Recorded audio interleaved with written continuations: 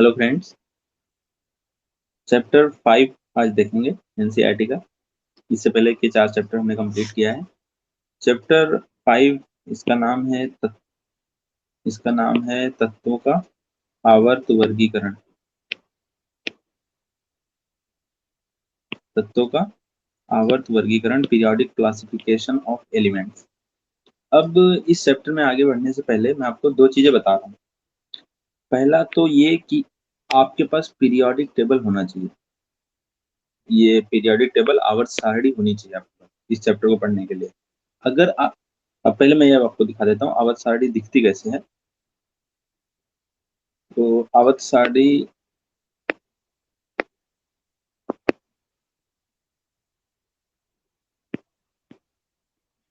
आपको कुछ इस तरह से दिखेगी। इसमें आपके चैप्टर में दे रखा है, इसको मॉडर्न आवर्त सारणी बोलते हैं। इसके बारे में आज पढ़ेंगे। ये वाली, ये आपके पास या तो आप मार्केट से ले लीजिए सीधे, और अगर मार्केट से नहीं मिल पा रही है तो आप इस पेज को प्रिंट करा लीजिए, फोटोकॉपी करा लीजिए। इस वाले पेज की फोटोकॉपी करा लीजिए। ठीक है, ये इस चैप्टर में बहुत जरूरी है आवर्त सारणी आपके पास होना। ठीक है, इसको हम बार बार रेफर करेंगे। अगर आपके पास नहीं है तो इस वीडियो को यहीं पे रोक दीजिए, आगे मत देखिए, और ये आवर्त सारणी लेके आइए, फिर आगे देखिए। ठीक है, तो अब कंटिन्यू करेंगे इस चैप्टर को।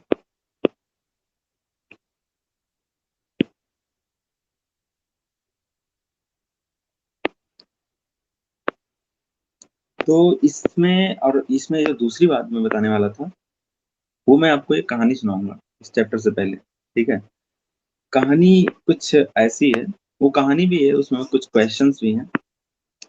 कहानी ये है कि सपोज आप एक स्कूल में गए, आपका एक स्कूल है। ठीक है, आपके स्कूल में बहुत सारी क्लासेस हैं अभी, क्लास 1, क्लास 2, 10, 12 तक। ठीक है, उसमें कभी कभी एक ही क्लास में बहुत सारे सेक्शंस हैं। सेक्शन ए, सेक्शन बी, ठीक है, क्लास 10 सेक्शन ए। और इसमें हर एक सेक्शन में कुछ जो स्टूडेंट्स हैं उनके रोल नंबर दिए गए हैं। अच्छा, आप ये बताइए कि ऐसा किया क्यों गया है। सपोज आपका नाम ए है।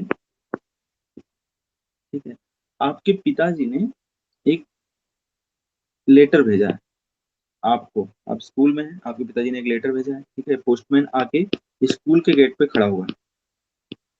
अब उसको आपका एड्रेस लिखा हुआ है सारा कुछ। ठीक है, रोल नंबर यहाँ से यहाँ तक लिखा हुआ है, स्कूल का नाम ये, क्लास ये, सेक्शन ए, रोल नंबर ये। पोस्टमैन को जैसे ही स्कूल गेट पे आएगा, प्रिंसिपल से या फिर किसी से बात किया, प्रिंसिपल ने बोला कि जाके आप दे दो, उसको गाइड कर दिया। ये पोस्टमैन गया स्कूल में, गया जिस क्लास में दिया था वो गया, और उसके बाद उस सेक्शन में गया और उस रोल नंबर के स्टूडेंट को वो देके चला आया। तो इस तरह से आपके जो पिताजी ने लेटर भेजा वो आप तक पहुंच चुका है। अच्छा, अब एक सिचुएशन ऐसी है कि जिसमें ये क्लासिफिकेशन, ये जो चीजें हैं ना, ये नहीं दिया गई, ये चीजें नहीं दी गई। जैसे मान लो कि आप सारे स्टूडेंट, एक दिन क्या हुआ, एक दिन प्रिंसिपल सर का मन किया। ठीक है, उन्होंने क्या किया, सारे स्टूडेंट को मर्ज कर दिया एक ही में। जैसे असेंबली होती है ना, असेंबली, मॉर्निंग असेंबली अगर कहीं कहीं होती है, प्रेयर वगैरह आपके स्कूल में, मॉर्निंग असेंबली, तो इसमें क्या करते हैं, सारे क्लास के लड़के एक साथ इकट्ठे होते हैं। उसमें ना तो आपका सेक्शन है, ना ही कोई रोल नंबर है। और उस समय सेम पोस्टमैन आया और उसको ये लेटर देना है, तुम्हारे पिताजी ने दिया। ठीक है, अब वो कैसे खोजेगा? स्कूल के गेट पे खड़ा हुआ है, प्रिंसिपल सर ने बोला जाके दे दो। भाई उसको सारी चीजें पता है, लेकिन ये नहीं पता कि क्लास 10 के स्टूडेंट किधर है। सब एक ही में मिक्स है। ठीक है, क्लास सेक्शन नहीं पता, सारे रोल नंबर तो छोड़ो, रोल नंबर तो पता ही नहीं होगा।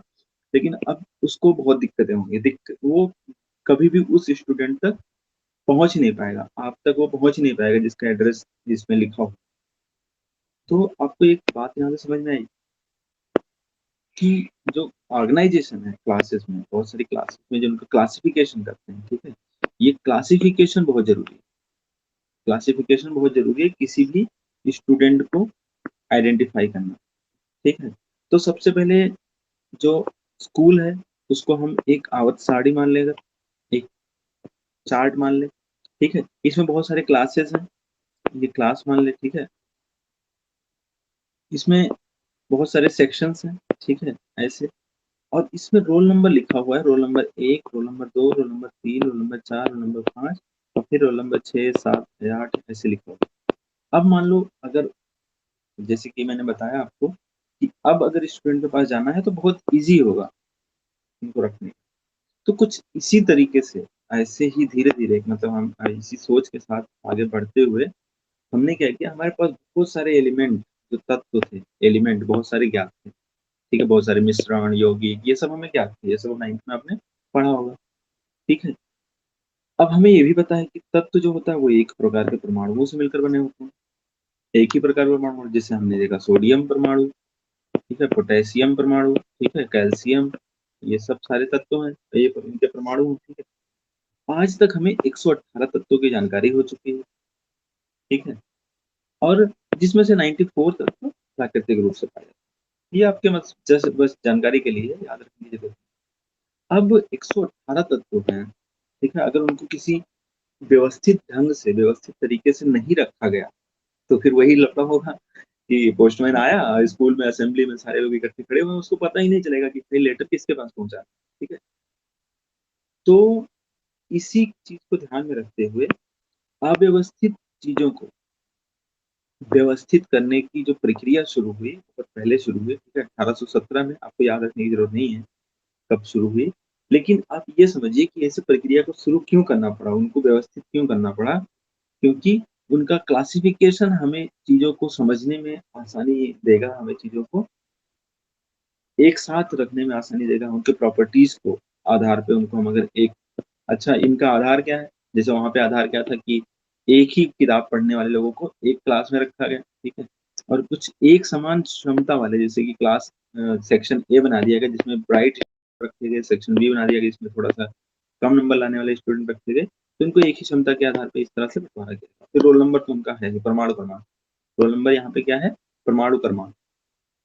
तो इनका जो प्रॉपर्टीज़ थी, इनकी कुछ विशेषता थी, गुणवत्ता थी, मतलब इनके गुणधर्म के आधारों पर इनका क्या किया गया? वर्गीकरण, क्लासिफिकेशन किया। अब इस क्लासिफिकेशन को भई शुरू-शुरू में पता नहीं था, अभी तो आपको पता है कि क्लास 10 सेक्शन ए ये सारी चीज़ें हर एक स्कूल में होने लगी। अच्छा, एक चीज़ सोचो कि सबसे पहले जो स्कूल आया होगा, उसने क्या सोचा होगा? क्या उसने ये इस तरह से क्लासिफिकेशन किया होगा? नहीं किया होगा क्योंकि वो उसको पता ही नहीं है ये सारी चीज़ें, ठीक है? तो उसने बहुत सारे प्रयास किए, धीरे-धीरे चलते-चलते ये सिस्टम बन गया था। तो ऐसे ही क्लासिफिकेशन में सबसे पहले क्लासिफिकेशन जो शुरू हुआ वो 1817 में शुरू हुआ। उससे पहले मैं आपको एक उदाहरण और दे देता हूँ, जैसे यहाँ पे लिखा हुआ है। आपने एक दुकान देखी होगी जनरल स्टोर। जनरल स्टोर में साबुन को एक साथ रखा जाता है, बिस्किट को एक साथ रखा जाता है। आपने मेडिकल शॉप में भी देखा होगा कुछ ए नाम से सारी दवाएँ एक जगह रखी जाती हैं, बी नाम से सारी दवाएँ एक जगह रखी जाती हैं। ये सब किस लिए? क्योंकि आपसे बोला कि पैरासिटामोल दे दो मुझे, ठीक है? तो पैरासिटामोल ऐसे तो अगर सारी दवाएँ मिक्स होंगी तो फिर पैरासिटामोल को खोजने में शाम तक टाइम लग जाएगा, ठीक है? तो ये क्या बोला इसने बोला कि पैरासिटामोल पी से स्टार्ट होता है, ठीक है? इसके बाद ए पे जाओ, इसके बाद आर पे जाओ। जैसे आपने डिक्शनरी इसका एक उदाहरण ये भी है कि आपने डिक्शनरी देखी है, डिक्शनरी में आपने वर्ड कोई खोजा हो, आपको पता है कि डिक्शनरी में अगर पैरासिटामोल खोजना है, तो बहुत ईज़ी होगा क्योंकि हम पी पे पहले जाएँगे, फिर ए पे जाएँगे, फिर आर, फिर ए, पैरासिटामोल तो इस तरह से डिक्शनरी में। अब सोचो कि अगर इस तरह से अरेंज ना हुआ हो, इस तरह से क्लासिफिकेशन ना हुआ होता, तो आपको महीनों लग जाते पैरासिटामोल खोजने में। इतनी मोटी सी डिक्शनरी उसमें आप एक वर्ड खोज रहे हो और आपको पता नहीं कैसे खोजोगे, तो ये क्या हुआ? शुरू से स्टार्ट करोगे पेज नंबर 1 से और सारे खोजते रहोगे जब तक मिल ना जाए, ठीक है? हर एक वर्ड आया आपको पूरे दिन का काम मिल गया। आप कोई किताब पढ़ रहे हैं, एक वर्ड फँसा आपको पूरे दिन का काम मिल गया कि चलो भाई इसको सर्च करते हैं। तो इस तरीके से जो क्लासिफिकेशन था तत्वों का, वो बहुत ज़रूरी हो गया, ठीक है? तो तत्वों का क्लासिफिकेशन बहुत ज़रूरी हो गया। जैसे दुकानों में जो साबुन रखते हैं, एक जगह रखते हैं, बिस्किट एक जगह, ठीक है? इसमें भी जो नहाने का साबुन है वो अलग रखते हैं, कपड़े धोने वाला साबुन अलग रखते हैं। तो ये वर्गीकरण आपको समझ में आ गया होगा कि हमें क्यों करना, ठीक है? तो अब जैसे सबसे पहले जो तत्व मिले, उनको शिव धातु और अधातु में वर्गीकृत किया गया। इसके बाद देखो, एक साइंटिस्ट थे, रसायनज्ञ जिनको केमिस्ट बोलते हैं और जिन्होंने जिसे इनका नाम ये था डॉबराइनर, ठीक है, इन्होंने ट्रायड त्रिक का नियम दिया। त्रिक का नियम क्या कहता है? वो बोलता है कि 3-3 तत्व वाले कुछ समूहों को चुना और उनको त्रिक बोला। बोला कि भाई 3-3 जो कुछ 3-3 अगर एलिमेंट ले लो एक साथ, अब इनको 3 एलिमेंट एक साथ लिया और इनको अगर व्यवस्थित करना है, तो त्रिक का जो नियम कहता है कि उनके जो परमाणु द्रव्यमान होंगे वो आरोही क्रम में होंगे, मतलब इस तरीके से, बढ़ते हुए क्रम में। उल्टा हो गया। आरोही मतलब ये होता है, आरोही क्रम में, मतलब लिथियम का कम होगा, सोडियम का ज़्यादा होगा, पोटेशियम का कम होगा। इस तरह से हम व्यवस्थित करेंगे, तो जिसमें पहले का और दूसरे का जो द्रव्यमान होगा, उनका औसत निकाल लीजिए इन दोनों का। औसत निकालने का जानते हैं ना कि 2 चीज़ों का औसत निकालो तो A प्लस B/2, 3 चीज़ों का निकालना हो तो A plus B plus C/2। जितने हो सबको जोड़ दो, डिवाइड बाई जितने हो उसमें, ठीक है, नंबर n। तो अगर जैसे 39 है, 39 में अगर ये लगभग 7 है, इसको 7 को जोड़ोगे, डिवाइड बाई 2 करोगे तो ये लगभग 23 ही है, ये 23 आएगा, ठीक है। तो ये 23 बीच वाला मिल गया, मतलब इन दोनों का एवरेज मिल गया। तो डॉबराइनर ने बोला कि आप 3-3 को एक साथ में लीजिए, इनको अगर क्लासिफिकेशन करना है तो आप 3-3 को एक साथ में लीजिए, उन तीनों को आरोही क्रम में रखिए, और अगर पहले और आखिरी का द्रव्यमान का औसत अगर बीच वाला निकल आता है तो ये फिर तीनों त्रिक बना लेंगे, ठीक है, ट्रायड बना लेंगे। इससे ज़्यादा आपको याद करने की जरूरत नहीं। अब डॉबराइनर बहुत पहले आदमी थे, ठीक है, उन्होंने बोला ऐसा कुछ बोला कि भाई क्लास 1 से लेकर 10 तक मत रखो, आप 3-3 त्रिक रखो, त्रिक मतलब क्लास 3 तक रखो, ऐसा कुछ, ठीक है। लेकिन इन्होंने क्या किया, ये बेचारे 3 तक इतने ही बना पाए, 3 त्रिक ही बना पाए। कितने त्रिक? 3 त्रिक बना पाए। पहला लिथियम सोडियम पोटेशियम, दूसरा कैल्शियम स्ट्रांसियम और बेरियम, और ये चौथा क्लोरीन ब्रोमीन आयोडीन। ये 3 ही त्रिक बना पाए, इससे ज़्यादा बना ही नहीं पाए, ठीक है। इससे ज़्यादा खुद में ही अपवाद निकलने लगे, ठीक है। ये नियम बहुत ज़्यादा नहीं चला। अब देखो यहाँ पे इनके बारे में दे रखा है, इन साइंटिस्ट के बारे में। तो एक तो त्रिक का नियम आपको बता ही दिया। एक सबसे पहले इन्होंने प्लैटिनम को उत्प्रेरक के रूप में पहचाना। उत्प्रेरक मैंने लास्ट क्लास में बताया था ना आपको। तो सबसे पहले जो प्लैटिनम, प्लैटिनम एक उत्प्रेरक है, इसकी जानकारी सबसे पहले किन्होंने दी थी? डॉबराइनर ने। ये 2 चीज़ें इनके बारे में याद रखनी है, इससे ज़्यादा की ज़रूरत नहीं है। अब इन्होंने तो भाई त्रिक का नियम देके चले गए, ठीक है। इसके बाद क्या हुआ, आए नए साइंटिस्ट, न्यूलैंड्स। न्यूलैंड्स ने बोला कि यार ये मज़ा नहीं आया इसमें, ठीक है। इसमें एक तो तुम बस 9 तत्वों को क्लासिफाई कर रहे हो, हमारे पास 63 तत्व ऑलरेडी ज्ञात हैं, ठीक है। 63 तत्व तो पहले से ही ज्ञात हैं, तुम 9 का क्लासिफिकेशन बता रहे हो, तो बाकी का क्या होगा? तो ये कोई अच्छा तरीका नहीं है। अब आप सोचो कि स्कूल में 10 लोग को तो हमने क्लासिफाई कर दिया, बाकी जो जितने सारे 300-400 लोग हैं, इस बार 304 स्टूडेंट हैं, 300-400, तो उनको क्लासिफाई नहीं किया, वो बेचारे असेंबली में थे, ठीक है। तो सबसे कम परमाणु इन्होंने क्या किया, न्यूलैंड्स ने ऑस्ट्रेलिया, सबसे कम परमाणु द्रव्यमान वाले तत्व हाइड्रोजन से शुरू किया इन्होंने, और थोरियम से समाप्त किया। थोरियम इन्होंने बोला कि 56वां तत्व है, 56 एलिमेंट थोरियम। तो हाइड्रोजन से शुरू किया जो सबसे परमाणु क्रमांक कम था, और थोरियम तक ले गए इन्होंने। इन्होंने एक अष्टक नियम जो दिया, लॉ ऑफ ऑक्टेव्स, ठीक है। इसका मतलब क्या है कि इन्होंने बोला कि पहला तत्व रखो, दूसरा रखो, तीसरा रखो, चौथा रखो, 5वां, छठा और 7वां। इसके बाद 8वां तत्व आगे ना आके, यहाँ नहीं आके, फिर 8वां तत्व का गुणधर्म जो होगा वो पहले के समान ही होगा। मतलब हर 8वां तत्व, हर 8वां तत्व अपने गुणधर्मों को रिपीट करता है, ठीक है। यहाँ पे देखो, प्रत्येक 8वें तत्व गुणधर्म पहले तत्व के गुणधर्म के समान है। ऐसे 8वां 9वां यहाँ पे आएगा, तो 10वां यहाँ पे, 11वां यहाँ पे, 12वां यहाँ पे।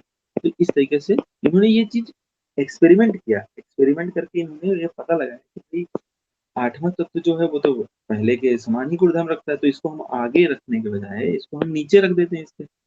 ऐसे 9वां तत्व ये दूसरे के गुणधर्म के समान है, ऐसे 10वां तत्व तीसरे के गुणधर्म के समान है। तो इस तरीके से उन्हें अष्टक नियम दिया। अभी इनके दिमाग में चमका कहाँ से अष्टक नियम? वो चमका संगीत जो होता है ना, आपने इसके बारे में सुना ही होगा। संगीत में जैसे जो नोड होते हैं, सुर बोलते हैं, संगीत में 7 सुर होते हैं, सा रे गा मा पा धा नी, ठीक है, सा रे गा मा पा धा नी। तो ये सुर होते हैं जो 7 सुर, इसी 7 सुर से इनके दिमाग में चमका, कहीं गाना सुन रहे होंगे, ठीक है, इनके दिमाग में चमका कि यार इस तरीके से क्लासिफिकेशन करते हैं कि अगर जैसे कुछ चीज़ें हैं जैसे हाइड्रोजन और फ्लोरीन, क्लोरीन ये सारी चीज़ें रिपीट करती हैं एक-दूसरे को, ठीक है? जैसे नाइट्रोजन, फास्फोरस, मैंगनीज़, ये आर्सेनिक, ये सारी चीज़ें ना रिपीट करती हैं। तो रिपीट करती हैं तो भाई इनको आगे बढ़ने के बजाय हम एक लाइन में लिखने के बजाय हम इनको नीचे लिख देते हैं, दूसरी लाइन में। अब जैसे एक उदाहरण देता हूँ, इसमें क्या है कि लिथियम और सोडियम के गुणधर्म एकदम समान है। देखो यहाँ पे लिथियम और सोडियम के गुणधर्म समान है। ये इन्होंने एक्सपेरिमेंट से पता लगाया, तो भाई लिथियम के नीचे ही सोडियम को रख दिया। ऐसे ही बेरिलियम और मैग्नीशियम के साथ किया यहाँ पे। तो आप कुछ सोच रहे हैं कि ये याद रखना है?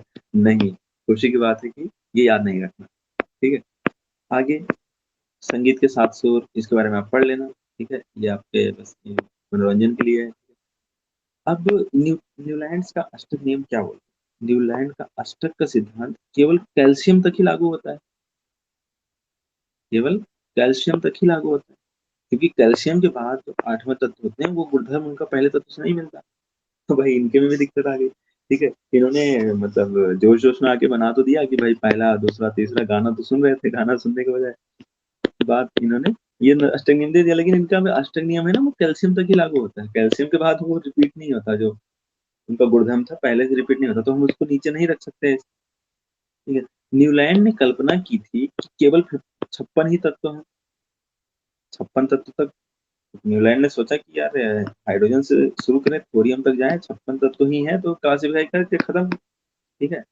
अब उनको पता ही नहीं था कि जैसे अभी तक 118 तत्व ज्ञात हैं, तो उनको बाकी तत्वों की खोज हुई ही नहीं थी उस टाइम। तो इनको पता ही नहीं लगा, इन्होंने भाई 56 तत्वों के क्लासिफिकेशन करके निकल लिए, ठीक है? इन्होंने सोचा कि भविष्य में कोई नया तत्व मिलेगा ही नहीं, तो 56 है मतलब 56 है, ठीक है? तो उसका क्लासिफिकेशन कर दिया। अब न्यूलैंड अब कुछ तत्व, कुछ आवर्त सारणी में कुछ चीज़ें नहीं फिट बैठ रही थी, तो उन्होंने एक जुगाड़ निकाला। जुगाड़ क्या निकाला कि 2 तत्वों को एक साथ रख दिया।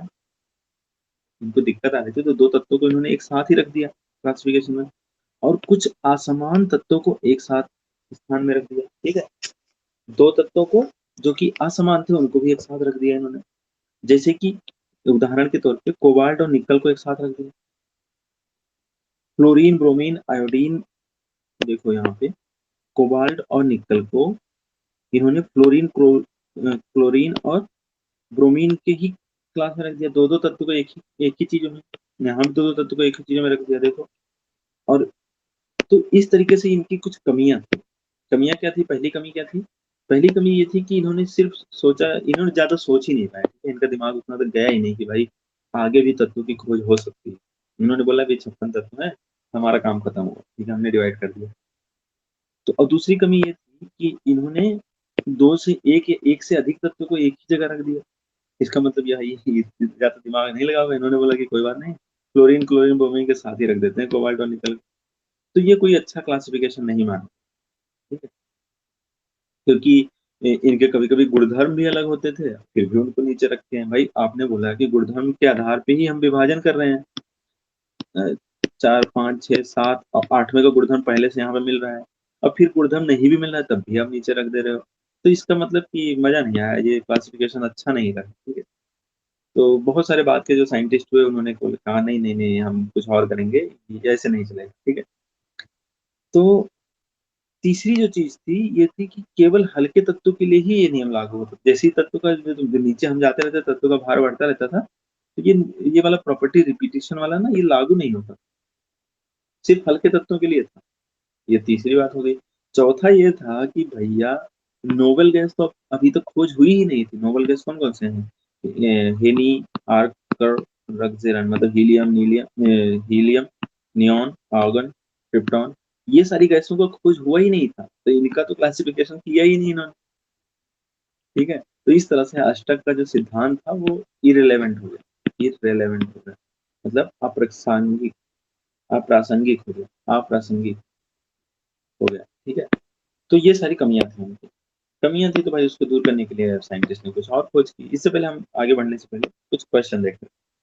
क्या डॉबराइनर के त्रिक और न्यूलैंड के अष्टक स्तंभ में, मतलब ये बोलता है कि अगर कोई त्रिक, जैसे 3 त्रिक थे, ये न्यूलैंड के अष्टक नियम में भी सेम पाए जाते हैं।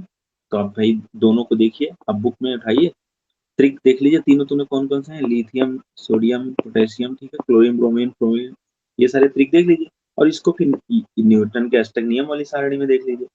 तो तुलना करिए तो आप पाएँगे कि जो लिथियम, सोडियम, पोटेशियम है ना, ये जो एक ट्रायड है, ये दोनों में मिलता है।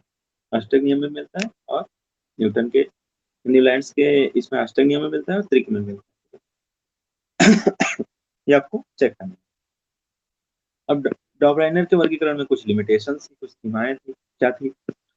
मैं कुछ-कुछ बता देता हूँ, कुछ आप ऊपर से फिर से पढ़ना, ठीक है? और उससे निकालना कि क्या-क्या कमियाँ थी। कमियाँ थी, पहली कमी तो ये थी कि केवल 3 ही ट्रायड बता पाए भाई। बहुत सारी तत्व जो भी होते हैं अनक्लासिफाइड रह गए, उनको वर्गीकरण कर ही नहीं पाए। दूसरी जो कमी थी कि सारे ग्रुप इनकी बात नहीं मानते थे। जो जिस आधार पे इन्होंने विभाजन किया, वो उस आधार सभी नहीं मानते थे, सभी सैटिस्फाई सारे ग्रुप नहीं करते थे, ठीक है? बहुत सारे इसमें जो खामियाँ थी, जैसे सभी तत्वों का वर्गीकरण नहीं हो पाया। इन्होंने सिर्फ 9 तत्व लिए, जिसमें 3 ट्रायड बना दिए, त्रिक 3 त्रिक बना दिए और उसके बाद बना ही नहीं पाए, ठीक है? तो इनका जो बना ही नहीं पाए, तो ये इनकी एक बड़ी-सी कमी थी। लेकिन मतलब मैं यहाँ पे ये एक चीज़ क्लियर कर दूँ कि सबसे पहले आदमी थे जिन्होंने ऐसा कुछ सोचा, किसी को पता ही नहीं था कि ऐसा भी कर सकते हैं, ठीक है? इसकी ज़रूरत इनको महसूस हुई तो इन्होंने क्लासिफ़िकेशन किया। इसके आधार पे बहुत सारे आगे खोज होते हम जो मॉडर्न आवर्त साड़ी है, जो कि अभी आपके हाथ में होगी, मॉडर्न आवर्त साड़ी, ठीक है? ये खरीदा गया, सॉरी, ये बनाया गया, आपने खरीदा होगा, ये बनाया गया, तो इसका जो आधार था वो डॉबराइनर से ही स्टार्ट हुआ, ठीक है? इन्होंने इसी पे रिसर्च होती गई, तो आज हम इस यहाँ तक पहुँच चुके हैं। अब न्यूलाइन्स का अष्टक जो सिद्धांत है, इसकी भी कुछ लिमिटेशंस हैं। 1-2 मैं आपको बता देता हूँ, बाकी आप ऊपर पढ़ना, जो मैंने अभी आपको बताया है, उसमें से निकाल के देखना। पहला तो ये है कि केवल लाइटर एलिमेंट के लिए, जो केवल हल्के एलिमेंट के लिए लागू होता है, हल्के तत्वों के लिए, भारी तत्वों के लिए लागू नहीं होता। एक दूसरा ये है कि सिर्फ़ 56-57 तत्वों तक इन्होंने क्लासिफ़िकेशन किया, मान के चलो 63-64 तक, ठीक है?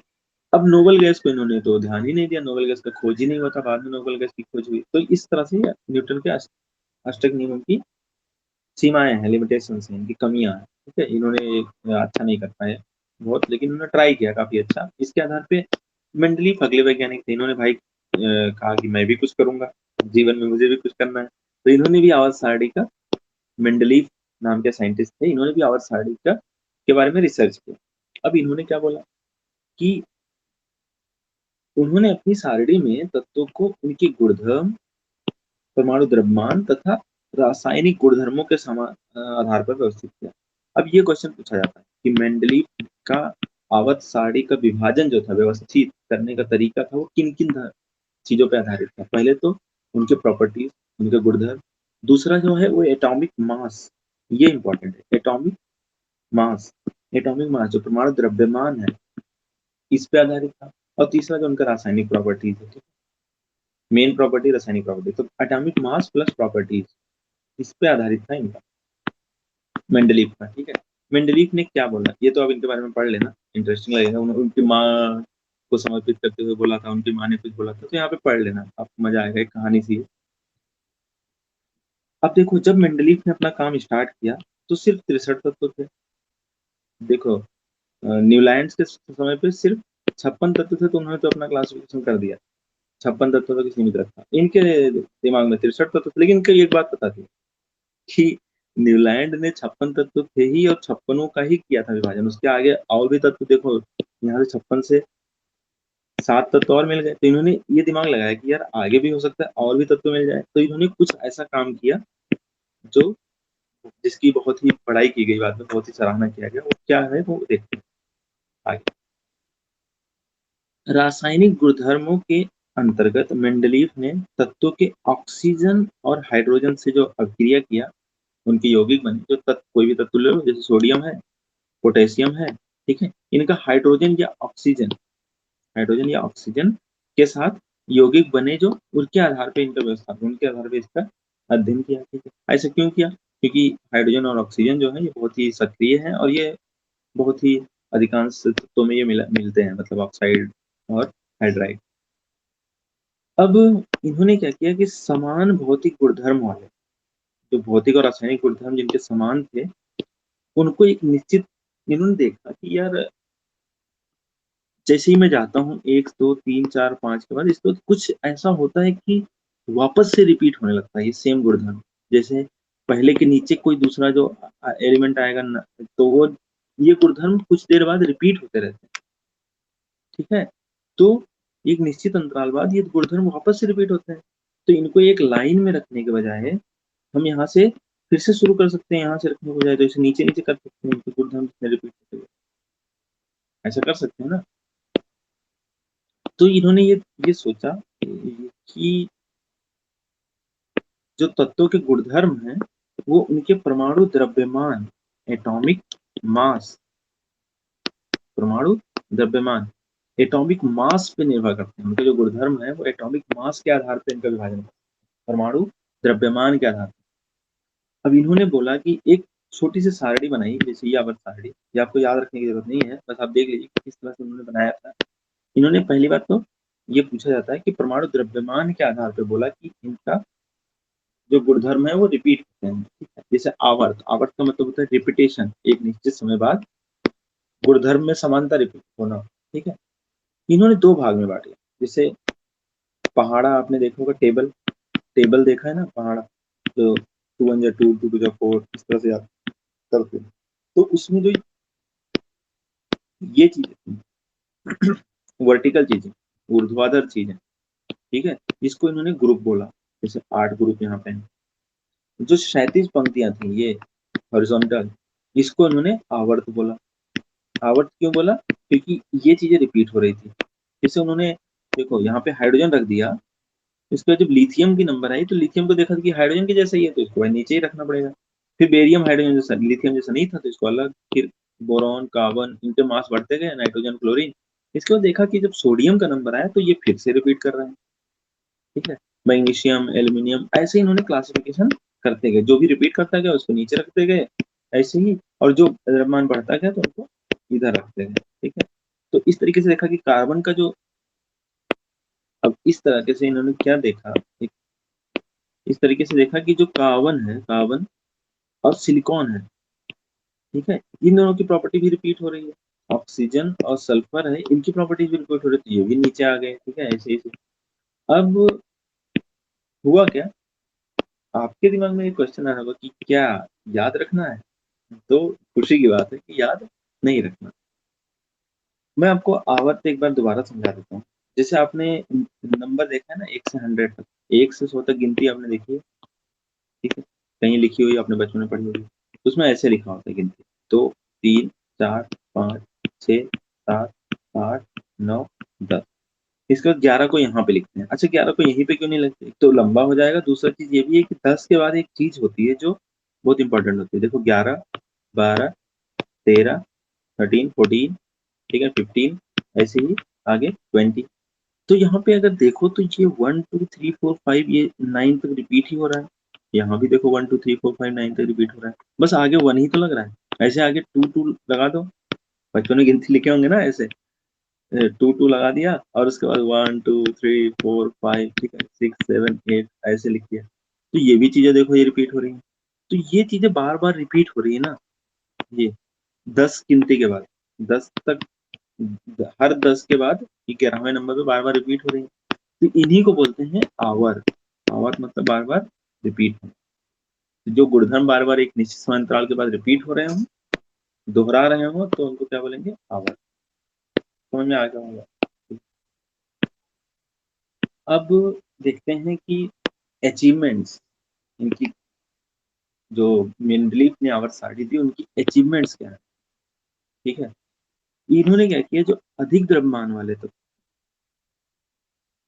अधिक उनको कभी-कभी कम द्रव्यमान वाले तत्वों से पहले रखना पड़ा। जैसे कि भाई इन्होंने द्रव्यमान को आधार माना था, लेकिन ऐसा हुआ कभी-कभी, ठीक है? जैसे कोबाल्ट और निक्कल को लें, तो कोबाल्ट का था द्रव्यमान 58.9 और निकल का था 58.7, लेकिन कोबाल्ट को पहले रखा इन्होंने, इनका द्रव्यमान ज्यादा था तो उसको बाद में रखना चाहिए था, लेकिन इन्होंने पहले रखा।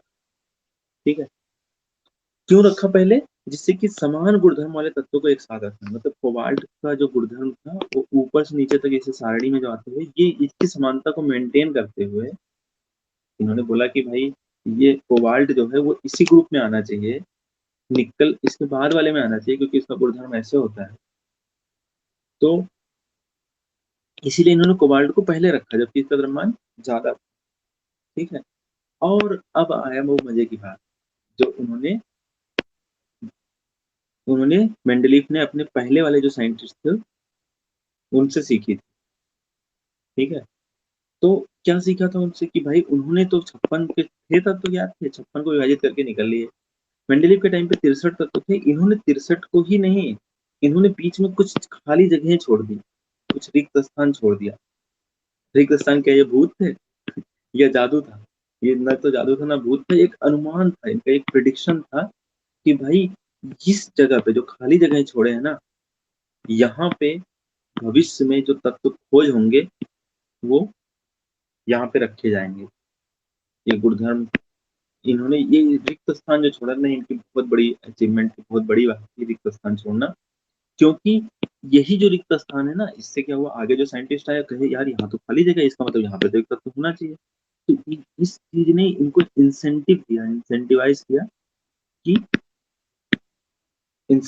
कि और भी तत्वों की रिसर्च हो। तो इससे बहुत सारे तत्व लास्ट में खोजे गए जो जो कि मेंडलीफ की आवर्त सारणी में फिट बैठते थे एकदम उसी जगह। ठीक है, अब जैसे देखो, अब उसके बाद मजे की बात ये थी कि जब हीलियम नियॉन और आर्गन जैसे जो ये चीजें थी, हीलियम आर्गन नियॉन ये सब जो इनर्ट गैसेस थी, इनका जब खोज हुई बाद में तो इनको पता चला कि ये तो अक्रिय गैसें हैं और बहुत ही कम मात्रा में मिलती है, तो इनकी खोज बहुत देर में हुई क्योंकि ये अक्रिया करते ही नहीं थे, बहुत कम करते। लेकिन जब इनका गैसों का पता चला तो पिछली व्यवस्था में कुछ भी छेड़खानी के बिना भी इनको नए समूह में रखा गया। जैसे पिछला जो भी आवर्त सारणी इन्होंने दिया, तो जो हीलियम आया वो यहाँ पे रख दिया, एक इस सारणी को थोड़ा सा बढ़ा दिया, हीलियम नियॉन ऑर्गन, और इनमें कोई छेड़खानी नहीं करनी पड़ी। इसका मतलब क्या समझा कि जो मेंडलीव ने आवर्त सारणी दी थी उस बंदे में दिमाग तो था। ठीक है, उन्होंने जो ये आवर्त सारणी बिठाई उसमें बिना छेड़खानी किए ही आप ये इनर्ट गैसेस को इंसर्ट कर दिया लास्ट में आवर्त सारणी को थोड़ा सा बढ़ा के। इसका मतलब कि दिमाग तो था। अब दिमाग था लेकिन भगवान तो नहीं है ना इतना दिमाग भी नहीं था। ठीक है, कुछ तो कमियां रही होंगी। क्या कमियां रही होंगी इसमें भी, क्या लिमिटेशन थी जो मेंडलीव की आवर्त सारणी में, ये पूछा जाता है क्वेश्चन आपसे, मेंडलीव की आवर्त सारणी में क्या कमियां थी, क्या सीमाएं। पहला तो ये कि हाइड्रोजन का जो विन्यास था वो क्षार धातु जैसे सोडियम पोटेशियम, ठीक है, इनसे मिलता था। इनका जो इलेक्ट्रॉनिक विन्यास, जैसे सोडियम में भी लास्ट में एक इलेक्ट्रॉन होते हैं, इसके पोटेशियम में भी एक होते हैं, हाइड्रोजन में लास्ट में बाह्यतम कोश में एक इलेक्ट्रॉन होता है, तो इनका तो इलेक्ट्रॉनिक विन्यास तो इनसे मिलता है। ठीक है, अब क्षार धातुओं के भांति ही हाइड्रोजन भी हाइड्रोजन से अभिक्रिया करके एक जैसा सूत्र बनाता है। जैसे नाइट्रोजन देखो, नाइट्रोजन NaCl बनाता है, हाइड्रोजन भी HCl बनाता है, नाइट्रोजन Na2O बनाता है तो हाइड्रोजन भी H2O बनाता है। तो अभिक्रिया जो करता था ये तो भाई क्षारीय धातुओं के आधार पर ही करता था। तो क्षारीय धातुएं देखो, आवर्त सारणी आपके पास है ना, जो उसका पहला ग्रुप, फर्स्ट ग्रुप, अब ये बताऊंगा आपको, उसको क्षारीय धातु कहते हैं। ठीक है, अब जैसे यहाँ पे देख लो, HCl बनाया तो NaCl बनाया, H2O बनाया तो Na2O बनाया, H2S बनाया तो Na2S। इसका मतलब क्या हुआ कि जो हाइड्रोजन है ये जो लिथियम सोडियम पोटेशियम जो क्षारीय धातुएं हैं इनके समान ही अभिक्रिया करता है बाकी चीजों से, ऑक्साइड सल्फर और क्लोरीन से। तो इसको तो ग्रुप 1 में रखना चाहिए। लेकिन हैलोजन की भांति ही ये भी द्विपरमाणु अणु बनाता है, जैसे क्लोरीन दो परमाणु का अणु बनाता है, जैसे हाइड्रोजन भी दो परमाणु का। लेकिन ये भी धातु अधातु के साथ, जैसे क्लोरीन भी धातु अधातु के साथ संयोजक बंध बनाता है, और हाइड्रोजन भी साथ संयोजक बंध बनाता है। जैसे लिथियम पोटेशियम ये तो सब आयनिक बंध बनाते हैं ना, Na+Cl- आयनिक बंध। ठीक है, K+Cl- आयनिक बंध था।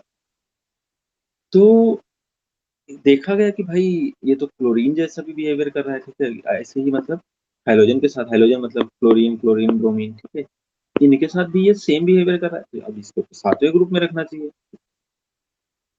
तो इस तरीके से उनके दिमाग में बातें चल रही थी, तो वो सोच ही नहीं पाए। कह रहे यार इतना कन्फ्यूजन है, मैं नहीं जानता, ठीक है? मुझे नहीं। अब आगे देखते हैं कि निश्चित रूप से आवर्त सारणी में हाइड्रोजन का कोई फिक्स स्थान नहीं दिया जा सकता था। तो ये मेंडलीव की आवर्त सारणी जो थी, इसकी पहली कमी थी। फर्स्ट जो लिमिटेशन थी, वो ये थी कि वो अपनी आवर्त सारणी में हाइड्रोजन को जगह नहीं दे पाए। बोले यार बहुत कन्फ्यूजन है, मैं नहीं जानता इसको, ठीक है? तो मेंडलीव के तत्वों के आवर्त वर्गीकरण तैयार होने के पर्याप्त समय बाद, अच्छा, उसके बाद क्या हुआ, जब मेंडलीव ने ये काम कर दिया ना अपना, तो उसके बाद कुछ आइसोटोप्स जो समस्थानिक प्राप्त, समस्थानिक स्थान समान हो, जिनका स्थान मतलब परमाणु क्रमांक समान हो, रोल नंबर समान हो, ठीक है? रोल नंबर समान हो तो उनको क्या बोलते हैं? समस्थानिक। लेकिन अब इसके जो हो गए atomic weight, mass atomic mass वो एटॉमिक मास वो डिफरेंट होंगे। जैसे कि आपने देखा कार्बन 12, कार्बन 14, इनका परमाणु क्रमांक तो 6 होता है कार्बन का, लेकिन एटॉमिक मास जो होगा 12 और 14 डिफरेंट डिफरेंट, ठीक है?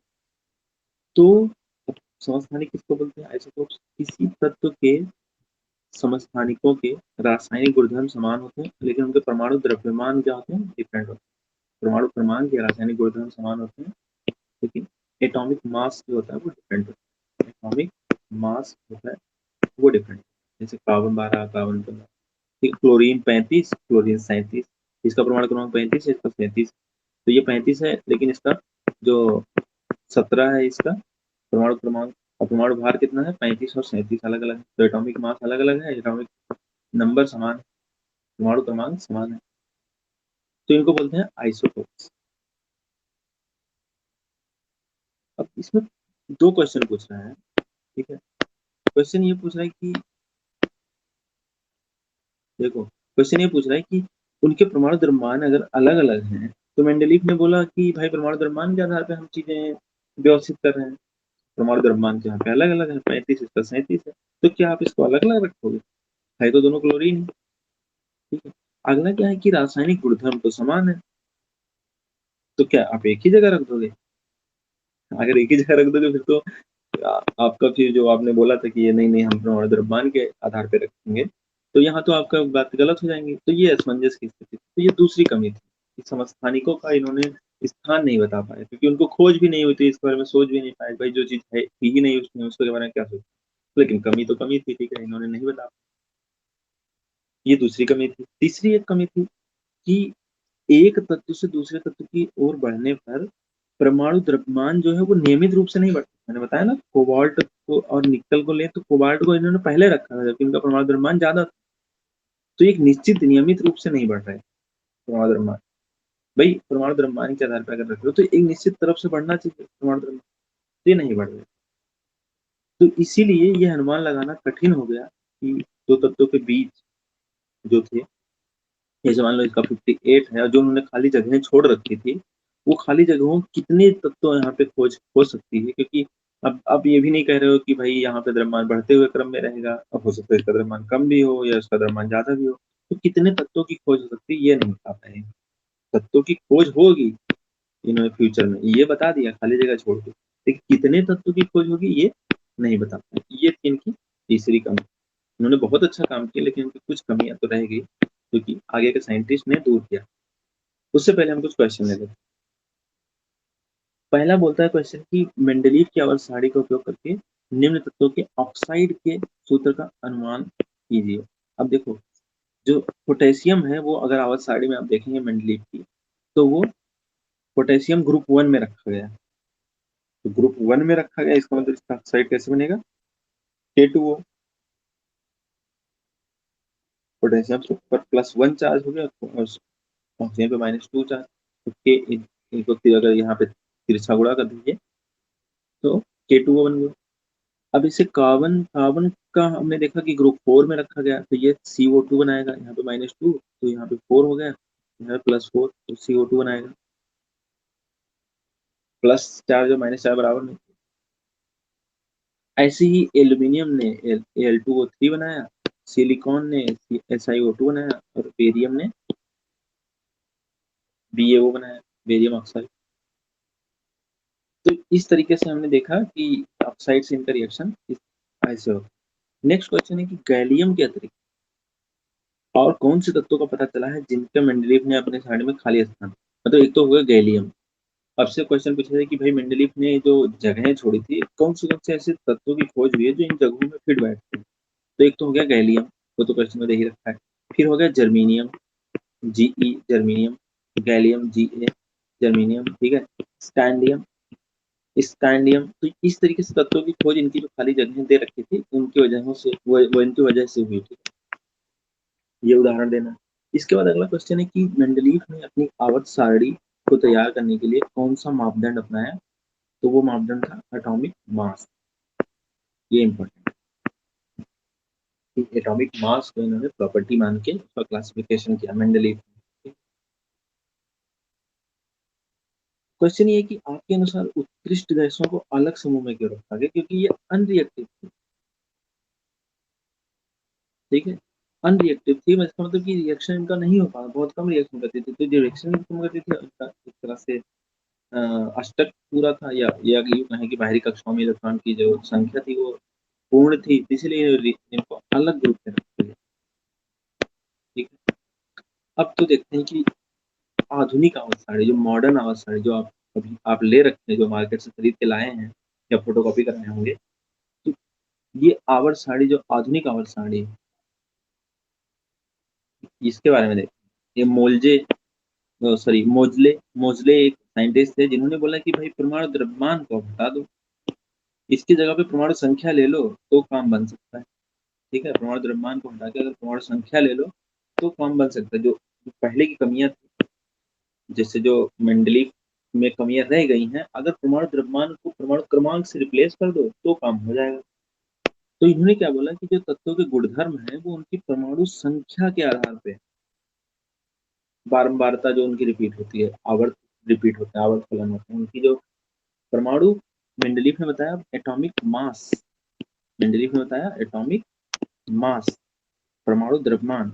लेकिन मोजले ने आया तो ये बताया कि परमाणु क्रमांक, एटॉमिक नंबर कर दो तो काम हो जाएगा। कैसे हो जाएगा आगे देखते हैं।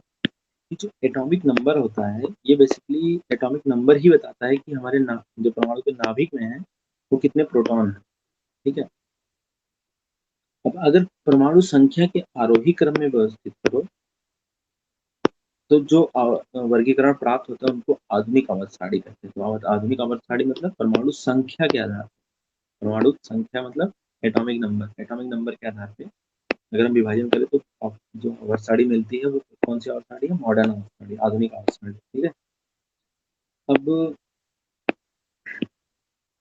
यहाँ पे देखते हैं कुछ क्रियाकलाप रखा है कि कोबाल्ट और निकल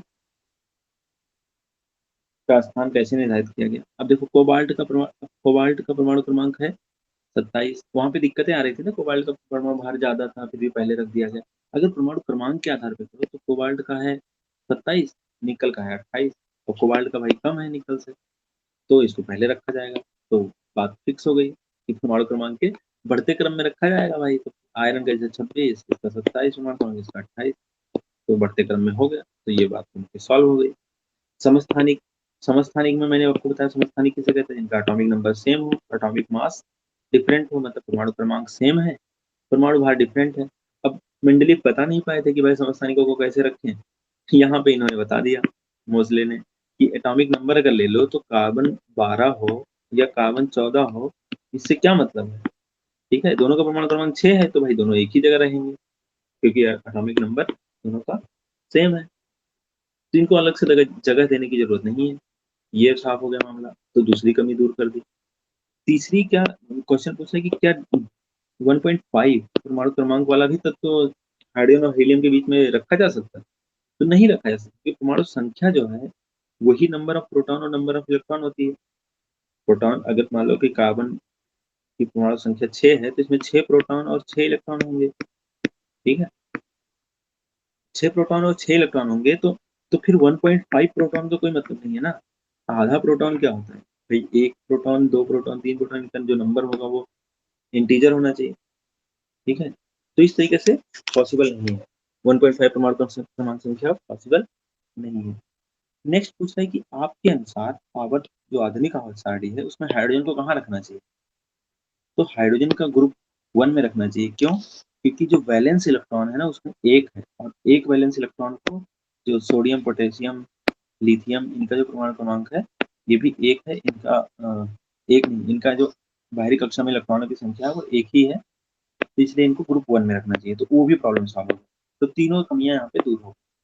मेंडलीव की आवर्त सारणी की तीनों कमियों को सुधारा गया, ठीक है? तो आधुनिक आवर्त सारणी जो है उस कैसी दिखती है, इसके बारे में आप पढ़ेंगे। इसमें 18 तो आप आवर्त सारणी निकाल लीजिए अभी, आवर्त सारणी हाथ में ले लीजिए, तो आवर्त सारणी में आप देखेंगे कि जो वर्टिकल कॉलम है ऐसे 18 हैं, इनको समूह बोला जाता है, ग्रुप। 7 हैं जो हॉरिजॉन्टल हैं, ऐसे 7, इनको आवर्त बोला जाता है, पीरियड। समूह 1 में उपस्थित तत्वों के नाम बताइए। आप देखो यहाँ पे आवर्त सारणी में समूह 1 में कौन-कौन से तत्व हैं? पहले मैं आपको एक बार ओवरव्यू दे देता हूँ। ये है आवर्त सारणी जो आप देख रहे हैं अभी। इसमें ये जो कलर है वो धातु का दिया गया है, ये सारी धातुएँ हैं। ये ये वाला जो कलर रंग दिया गया है ये अधातुओं को दिया गया है। ये वाला जो कलर है ये उपधातु है। यहाँ देखो ये कलर जो एक लाइन भी टेढ़ी-मेढ़ी रेखाएँ खींची गई हैं, ये जो टेढ़ी-मेढ़ी रेखा है ये धातुओं और उपधातुओं, ये धातुओं और अधातुओं को अलग करता है। जो पिंक कलर है, पिंक कलर, ये इधर ग्रीन कलर और इधर येलो कलर है, येलो, तो येलो हो गया अधातु और ग्रीन कलर हो गया, जो ग्रीन कलर से लिखा है ये धातु है, और जो उपधातु वो पिंक कलर से दिखाया गया है। ये बोरॉन, सिलिकॉन, जर्मेनियम, ठीक है? आर्सेनिक, एंटीमनी, ठीक है? ऐसे ही ये दिया गया है जो ये सारी उपधातु। तो ये हो गया एक बात, ठीक है? आवर्त सारणी की। दूसरी बात ये मैं बता रहा हूँ कि ग्रुप जो देखते हैं यहाँ से 1, 2, 3, 4 ये नंबरिंग दे रखी है ना, ये 18 ग्रुप तक जो वर्टिकल कॉलम्स है ना ऐसे-ऐसे, ये 18 ग्रुप हैं, इनको ग्रुप बोलते हैं, समूह। अब देखो इधर जाओ तो 1, 2, 3, 4, ये देखो समूह संख्या यहाँ पे लिखे हुए हुआ है। यहाँ पे आवर्त लिखा हुआ है, तो इनको बोलते हैं आवर्त। तो 7 तो हो गए आवर्त, पीरियड्स, ठीक है? अब वैसे आपके ये काम का नहीं है, लेकिन आपको मैं ये भी बता दूँ कि इसको इस तरीके से क्यों लिखा गया है, क्योंकि इनको भी ब्लॉक्स में डिवाइड किया गया है। ये इन दोनों को बोलते हैं, जो इधर के 2 हैं, इनको बोलते हैं एस ब्लॉक। ये आपको 11th में पढ़ाया जाएगा। इधर को जो बोलते हैं, ये जो एक तरह से ये इलाका है, इसको बोलते हैं पी ब्लॉक। बीच वाला जो ये पार्ट, इसको बोलते हैं डी ब्लॉक, ठीक है? मोहल्ला, मोहल्ला, ब्लॉक मतलब मोहल्ला मान लो, ठीक है? ये एक मोहल्ला हो गया, एस मोहल्ला, ये डी मोहल्ला, ये पी मोहल्ला। अब एक एफ मोहल्ला भी है, ये एफ मोहल्ला इसको बोलते हैं, इसको अलग रखा गया है आवर्त सारणी से, क्योंकि ये यहीं पे आते हैं। आवर्त सारणी बहुत बड़ी हो जाती है, इसीलिए इनको अलग से रखा गया है, एफ ब्लॉक। एम ब्लॉक को अलग से रखा गया है। ये भी यहीं पे आते हैं, ये देखो यहाँ पे स्टार लगा रखा है ना, लैंथेनाइड्स रेडी, और इसको एक्टिनाइड्स रेडी बोलते हैं, ये भी यहीं पे आते हैं। क्वेश्चन आप, मुझे पता है आप क्या पूछ रहे होंगे, मन में सोच रहे होंगे कि ये आवर्त सारणी याद रखनी है। इसका मैं जवाब अभी थोड़ी देर में दूंगा, याद रखनी है कि नहीं रखनी है। तो पहले ये चैप्टर खत्म हो जाए, ठीक है? तो यहाँ पे क्वेश्चन हमसे पूछा था कि आवर्त समूह 1 में उपस्थित तत्वों के नाम बताइए। कौन से तत्व हैं भाई समूह 1 में? यहाँ पे देखिए, समूह 1 में hydrogen, lithium, sodium, potassium, rubidium, caesium, francium, ये तत्व हैं समूह 1 के। इनके नाम लिखने हैं आप। ठीक। अगला है कि समूह 1 से पहले 3 तत्वों के इलेक्ट्रॉनिक विन्यास लिखिए। पहला 3 तत्व हाइड्रोजन, लिथियम, सोडियम, इनका इलेक्ट्रॉनिक विन्यास हाइड्रोजन का 1, लिथियम का 2, 1, सोडियम का 2, 8, 1। इनमें समानता क्या है? इनमें वैलेंस इलेक्ट्रॉन 1 है, जो ये देखो वैलेंस इलेक्ट्रॉन जो बाहरी कक्षा में इलेक्ट्रॉन है वो 1 है। इनकी संयोजकता कितनी है? 1, क्योंकि बाहरी कक्षा में एक ही इलेक्ट्रॉन है।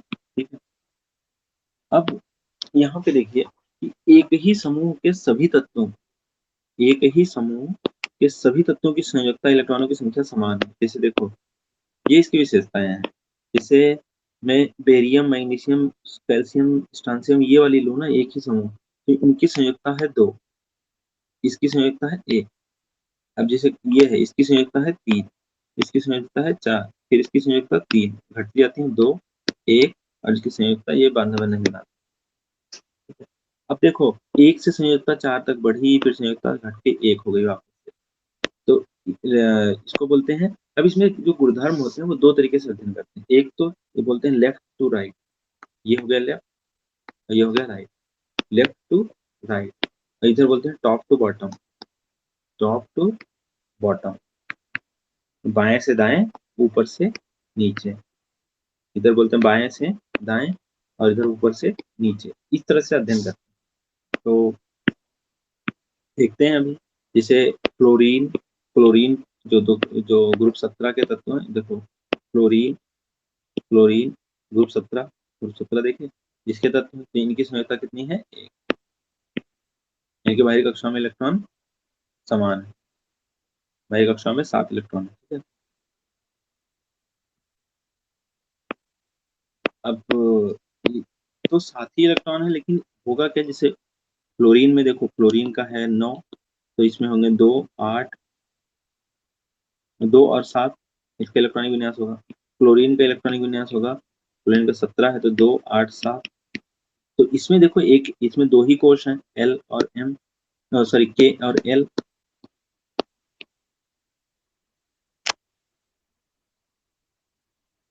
लिख देता हूँ, इसमें K और L, अब इसमें हो गया K, L और M। तो एक एक कोश बढ़ता जा रहा है नीचे जाने पे। आवर्त की संख्या जो बताती है वो नंबर ऑफ कोश बताती है। देखो कि कोई, जैसे हाइड्रोजन में एक ही कोश होगा, ठीक है, हीलियम में एक ही कोश होगा, लिथियम में 2 कोश होंगे। ठीक है, ऐसे ही आवर्स, अगर पीरियड 3 है तो 3 कोश होंगे। तो जो पीरियड की संख्या है ना, आवर्त की संख्या 1, 2, 3, 4, यही बताती है नंबर ऑफ कोश, कोश कितने। ठीक है, जैसे इसमें 1 कोश हो गया, इसमें 2 कोश हो गया सारे में, इसमें 3 कोश हो गया, ठीक है, इसमें 4 कोश, ऐसे ही। तो एक एक कोश बढ़ते जाते हैं, लेकिन जो इलेक्ट्रॉनों की संख्या बाहरी कक्षा में, आउटर शेल में जो बाहरी कक्षा में इलेक्ट्रॉनों की संख्या होगी वो समान होती है। तो जैसे पहले ग्रुप में, उनको बोलते हैं ग्रुप, क्या बोलते हैं? ग्रुप। जैसे ग्रुप 1 में 1 इलेक्ट्रॉन है, बाहरी कक्षा में इसमें 2 इलेक्ट्रॉन है, इसमें 3 इलेक्ट्रॉन, इसमें 4, इसमें 5 इलेक्ट्रॉन, इसमें 6 इलेक्ट्रॉन, इसमें 7 इलेक्ट्रॉन, इसमें बाहरी कक्षा में 8 इलेक्ट्रॉन। ठीक है, तो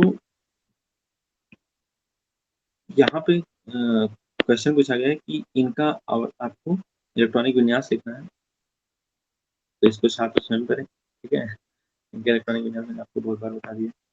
इसके बाद क्या इन सभी तत्वों के भी संयोजकता इलेक्ट्रॉनों की संख्या समान है?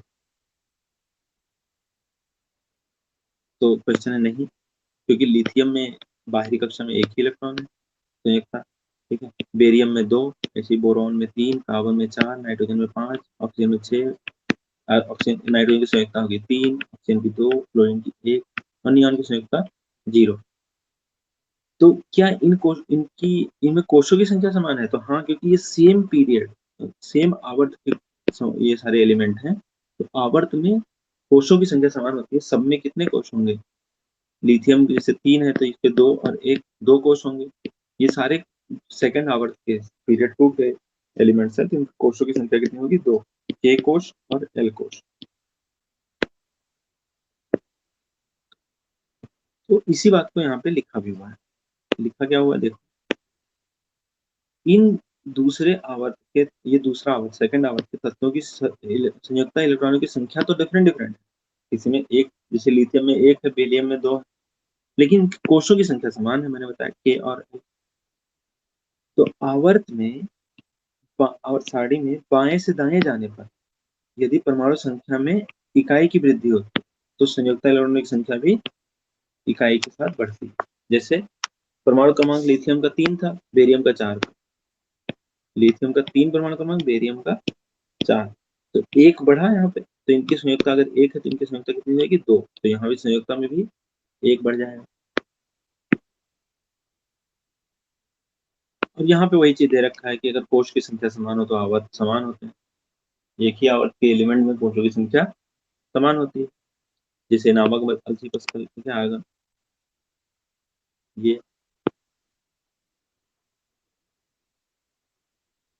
अब आधुनिक आवर्त सारणी में 3 आवर्त में स्थित हैं ये सारे, ठीक है। थर्ड आवर्त में, तीसरे आवर्त में, तो इनके परमाणु, इनमें कोषों की संख्या क्या होगी? 3 कोष होंगे, KLM। तो इसका मतलब हम ये समझे कि प्रत्येक आवर्त दर्शाता है कि एक नया कोष जुड़ गया है। जैसे आवर्त 1 में एक ही कोष था, 2 में दूसरा कोष था, 3 में 3 कोष था। तो ये कोषों की संख्या एक-एक बढ़ती जा रही है, ये आवर्त है। गिनकर बताना है जैसे आपको, पहले कोष में 2, दूसरे कोष में 8 एलिमेंट, तीसरे कोष में 8, चौथे में 18 एलिमेंट। ये एलिमेंट गिन के बताना है कितने तत्व हैं हर एक आवर्त में। इसके बाद की जो जानकारी है वो आप अगली कक्षा में पढ़ें, ठीक है। अभी आपके लिए इतना बहुत है। जैसे जैसे एक ये भी है 2n स्क्वायर फार्मूला, ये भी आपको इस क्लास में जानने की जरूरत नहीं है, ये कि आपको 11th 12th में पढ़ाया जाएगा 2n स्क्वायर। ये है कि इसको मैं आपको बता देता हूँ थोड़ा शॉर्ट, याद रखने की जरूरत नहीं है, ठीक है। मैंने आपको पिछली क्लासेस में बताया था कि जो इलेक्ट्रॉन भरते हैं, तो कोई परमाणु होता है, उसका नाभिक होता है और उसके कोष होते हैं यहाँ पे बहुत सारे, ठीक है। ये तो हो गया नाभिक, यहाँ पे प्रोटॉन और न्यूट्रॉन होंगे, और कोष में इलेक्ट्रॉन चक्कर लगाते हैं, ठीक है। यहाँ पे इलेक्ट्रॉन चक्कर लगाते हैं, घूमते रहते हैं, ठीक है।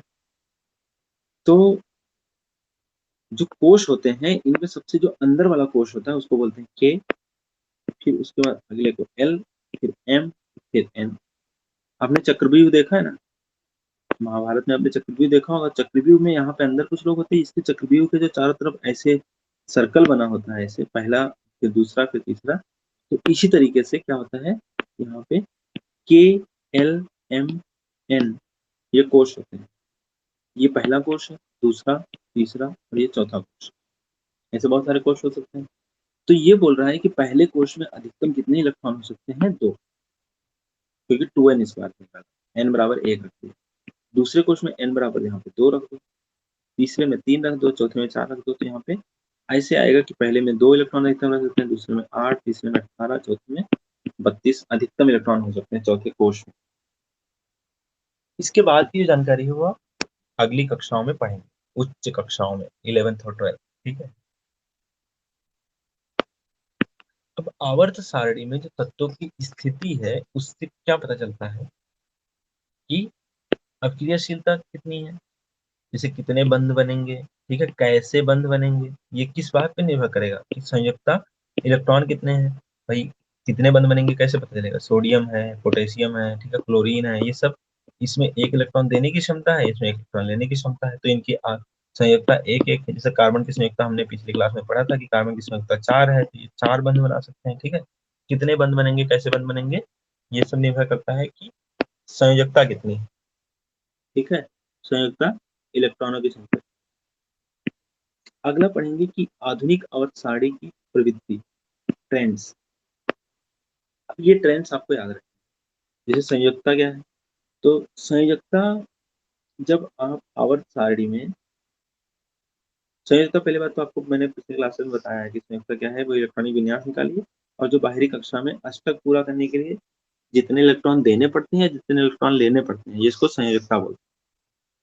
जैसे कि पहले 20 तत्वों की संयोजकता ज्ञात करनी है, इसको छात्र स्वयं करें, ठीक है। जैसे मैग्नीशियम की बता देता हूँ, मैग्नीशियम की परमाणु क्रमांक है 12, इसका ऐसे लिखेंगे 2, 8, 2 इलेक्ट्रॉनिक विन्यास। तो इसकी संयोजकता जो बाहरी कक्ष में इलेक्ट्रॉन की संख्या 2 है, तो इसकी संयोजकता होगी 2। सल्फर, इसकी संयोजकता बाहरी कक्ष में इलेक्ट्रॉन की संख्या 6 है, तो ये 2 इलेक्ट्रॉन लेके अष्टक बना लेगा, तो इसकी संयोजकता भी कितनी होगी? 2। तो बाएं से दाएं जाने पर संयोजकताएं मैंने बताया था 1 2 3 4 3 2 1 पहले बढ़ता है और फिर घटता है। ऊपर से नीचे जाने पर संयोजकताएं समान होती है। ठीक है, जैसे ऊपर से नीचे गए तो यहाँ पे लिथियम, सोडियम, पोटेशियम, इन सबकी संयोजकता क्या होती है? समान होती है। ठीक है, ऊपर से नीचे जाने पर संयोजकताएं क्या होती है? समान। तो ये बातें दोनों याद रखेंगे। ठीक है, बाएं से दाएं जाने पे पहले बाएं से दाएं जाने पे पहले बढ़ता है फिर घटता है, ऊपर से नीचे आने पर समान है। अब दूसरा देखते हैं परमाणु साइज। परमाणु साइज क्या होता है? अब देखो परमाणु तो इसे गोलाकार होता है, तो इसकी साइज मतलब इसका रेडियस की बात कर रहे हैं। ठीक है, परमाणु की त्रिज्या की बात कर रहे हैं। तो परमाणु की जो त्रिज्या होती है वो कितना बड़ा परमाणु होगा उस पर निर्भर करती है। देखो जैसे परमाणु की त्रिज्या अगर लिथियम, बेरियम इस तरह से बात करें, परमाणु की त्रिज्या, इसमें आपको ये याद रखना है कि जब लेफ्ट से राइट जाते हैं, लेफ्ट से राइट, तो होता क्या है? परमाणु क्रमांक बढ़ता रहता है। परमाणु क्रमांक जैसे लिथियम का परमाणु क्रमांक है 3, तो मतलब 3 प्रोटॉन 3 न्यूट्रॉन, तो 3 प्रोटॉन 3 इलेक्ट्रॉन। ऐसे लिथियम के बाद बेरियम, बोरॉन, ठीक है, इनका होगा 4, इनका 5, तो इस तरीके से बढ़ता रहता है। तो इनका जो रेडियस है वो घटता रहता है, क्योंकि इनमें जो परमाणु की क्षमता, यहाँ पे देखो, प्रोटॉन न्यूट्रॉन क्या होता है, जैसे बढ़ते रहते हैं तो इलेक्ट्रॉन खींचते रहते हैं अपनी तरफ। ये इलेक्ट्रॉन को, इनमें इलेक्ट्रिक फोर्स होता है, इलेक्ट्रिक फोर्स जो विद्युत बल होता है, ये खींचते रहते हैं इनको। तो ये खींच के इसको, जो गोलाई होती है इसको कम कर देते हैं, अंदर खींचते, तो इनका आकार जो होता है वो छोटा होता है। तो लेफ्ट से राइट जाने पे आकार जो होता है वो घटने लगता है, छोटा होने। जैसे कि देखो लिथियम, बेरिलियम, बोरोन, ये कार्बन, नाइट्रोजन, तो इनका जब इधर से लेफ्ट से राइट जाते हैं तो इनका आकार क्या होता है? घटता है। तो सबसे बड़ा परमाणु इनमें देखो कौन सा है? सबसे बड़ा परमाणु है लिथियम। सबसे छोटा कौन सा है? ऑक्सीजन। और यहाँ पे मैंने जो बताया कि परमाणु त्रिज्या जो है वो बाएं से दाएं जाने पर घटती है। क्यों घटती है उसका ये इंपॉर्टेंट है, यहाँ पे ये दे रखा है क्यों घटती है, क्योंकि नाभिक में आवेश बढ़ता है। परमाणु क्रमांक बढ़ने के साथ साथ क्या होता है? आवेश बढ़ता है, और ये फिर नाभिक की ओर इलेक्ट्रॉनों को खींचता है, जिससे परमाणु का साइज घटने लगता है। ये आप समझ लो कि रस्सी बांध के इसको खींचा गया अंदर से, ठीक है, ऐसे ऐसे खींच रहा है चारों तरफ से, तो इसका आकार क्या होगा? परमाणु का आकार छोटा हो जाएगा। ठीक है, तो ये याद रखना, बाएं से दाएं जाने पर परमाणु त्रिज्या घटती है, और ऊपर से नीचे जाने पर बढ़ेगी। कैसे? यहाँ पे देखते हैं, lithium, sodium, potassium, rubidium, caesium, ये ऊपर से नीचे जाने पर परमाणु त्रिज्या क्या होती है? बढ़ती है, क्योंकि इसमें एक नया कोश ऐड हो जाता है। जैसे इसका उदाहरण यहाँ पे मैंने दे रखा है, बहुत इंपॉर्टेंट है कि परमाणु साइज इतना था, जब इसमें दो एक कोश हट के एक नया कोश जैसे ही जुड़ा, इसका साइज इतना बड़ा हो गया। एक नया कोश और जुड़ा, साइज इतना बड़ा हो गया।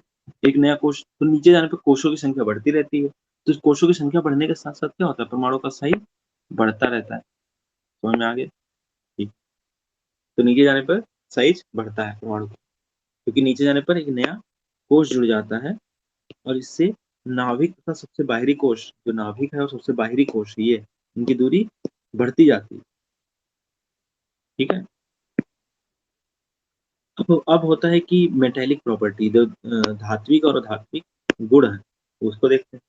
धात्विक और अधात्विक गुण, तो सबसे पहले पूछ रखा है कि जो तीसरा आवर्त है उसमें कौन कौन से धातुएं हैं, कौन कौन से धातुएं हैं, या पीरियोडिक टेबल में देख के बताइए।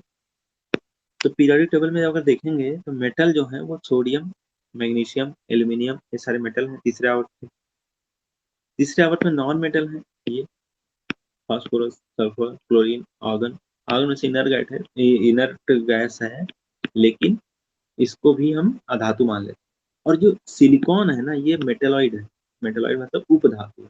ये धातु और अधातु दोनों के गुणधर्म प्रदर्शित करते हैं। इसको अर्ध धातु या उपधातु बोलते हैं। धातु और धातु दोनों के गुणधर्म प्रदर्शित करते हैं। तो आधुनिक आवर्त सारणी में एक टेढ़ी मेढ़ी रेखा भी है, जिसको मैंने आपको अभी दिखाया था। ये क्या करता है? धातुओं और अधातुओं को अलग करती है। अब इस रेखा पर जो कुछ तत्व आते हैं जैसे boron, silicon, germanium, arsenic, antimony, tellurium, polonium, ये याद रखना है आपको कि ये उपधातु है। क्या है? उपधातु। ये धातु और धातु का दोनों का गुणधर्म दर्शाती है, दोनों का गुणधर्म प्रदर्शित करती है। ठीक है। अब जो धातुएं होती हैं इनमें इलेक्ट्रॉन को त्यागने की प्रवृत्ति होती है, इसलिए विद्युत धनात्मक होते हैं। जैसे सोडियम है, इसमें 2 8 1 इसका विन्यास था, हमने देखा था, और ये 1 इलेक्ट्रॉन है तो बेचारा ये त्याग के Na+ बना लेगा और बोलेगा 1 इलेक्ट्रॉन ले जाओ। कोई क्लोरीन बोलेगा 1 इलेक्ट्रॉन मुझे दे दो, ये ले जाएगा। धातुओं जो होती हैं सोडियम, पोटेशियम, मैग्नीज, ठीक है, मैग्नीज जो धातुएं होती है इसमें इलेक्ट्रॉन देने की क्षमता होती है, ये याद रखना है आपको। धातुओं में क्या होता है? इलेक्ट्रॉन त्यागने की प्रवृत्ति होती है। तो अधातुओं में इलेक्ट्रॉन लेने की प्रवृत्ति होती है, जैसे क्लोरीन, ऑक्सीजन, ये अधातु में ये सब इलेक्ट्रॉन लेने की प्रवृत्ति रखते हैं। तो मैंने आपको बंद बताते हुए बना रहा था ना कि उस समय आयनिक कंपाउंड जो पढ़ा रहा था कि Na+ बनाता है और Cl- बनाता है, क्योंकि Na जो धातु है तो इसमें इलेक्ट्रॉन त्यागने की प्रवृत्ति होती है, ये अधातु है इसमें इलेक्ट्रॉन लेने की प्रवृत्ति होती है। ठीक है। तो यहाँ पे देखिए जो टॉप टू बॉटम है तो इसमें इलेक्ट्रॉन त्यागने की प्रवृत्ति बढ़ती है। क्यों? क्योंकि टॉप टू बॉटम जब जाएंगे ऊपर से नीचे तक कोश बढ़ता रहता है, तो कोश बढ़ते जैसे साइज बड़ा हो जाएगा ना, परिवार का साइज बढ़ता है तो क्या होता है? बच्चों पे कंट्रोल कम हो जाता है, दादाजी का। तो इलेक्ट्रॉन को रोकने की क्षमता बढ़ जाती है, तो इलेक्ट्रॉन कूद कूद के निकलते रहते हैं। मतलब कुछ ऐसे हैं जैसे सीजियम है, रुबिडियम है, जो नीचे के एलिमेंट है, इसमें तो इलेक्ट्रॉन अपने आप ही निकलने लगते हैं। ठीक है। मतलब इलेक्ट्रॉन पे कंट्रोल ही खत्म हो जाता है क्योंकि इनका साइज इतना बड़ा हो जाता है, हम ये रोक ही नहीं पाते। ठीक है।